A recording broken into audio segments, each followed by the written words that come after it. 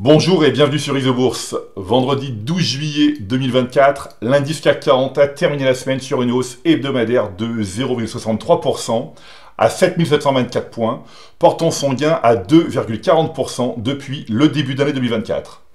Alors à l'exception de l'indice S&P 500 Top 50 des méga capitalisations américaines qui a fini en baisse, les marchés boursiers mondiaux ont connu une semaine positive, stimulée par des indicateurs économiques encourageants. En zone euro, l'indice espagnol IBEX 35 s'est distingué avec une hausse hebdomadaire de 2%, tandis que le CAC 40 a terminé en bas du classement.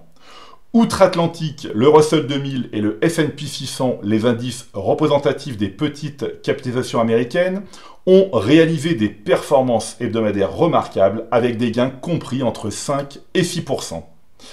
Alors, après un faux départ haussier entre l'été et l'automne 2023, le Russell 2000 est de nouveau en tendance haussière depuis décembre 2023. Cette tendance est confirmée par le croisement haussier des courbes de pression 5 et 20 mois. Alors que les entreprises américaines s'apprêtent à publier leurs résultats du deuxième trimestre, il ne faut pas oublier que l'indice Russell 2000 affiche généralement de bons résultats lorsque les perspectives économiques des États-Unis sont robustes.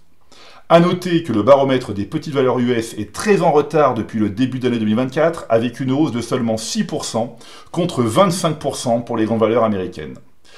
L'analyse des indices mondiaux à moyen terme réalisée à l'aide de l'outil de consensus Isobourse révèle un contexte boursier favorable à l'exception d'un seul point d'ombre, l'indice CAC 40 qui reste sous pression après les élections législatives françaises et l'attente de la nomination d'un nouveau gouvernement. En effet, l'indice CAC 40 a terminé le mois de juin 2024 sur un croisement baissier des cours de pression 5 et 20 mois. Cet événement technique incite à la prudence sur les actions françaises, en particulier les plus fragiles, c'est-à-dire celles dont la tendance à moyen terme est défavorable. Sur l'unité de temps hebdomadaire, nous observons que les courbes de pression 5 et 20 semaines se sont croisées à la baisse à la mi-avril 2024, faisant entrer l'indice parisien dans une phase corrective. Si le croisement haussier des deux courbes est encore lointain, nous constatons néanmoins que la courbe 5 semaines a cessé de baisser et pourrait signaler une tentative de rebond à très court terme. Alors, d'après l'analyse réalisée à l'aide de l'outil de consensus Isobourse, 45% des valeurs du CAC 40 conservent une tendance haussière à moyen terme.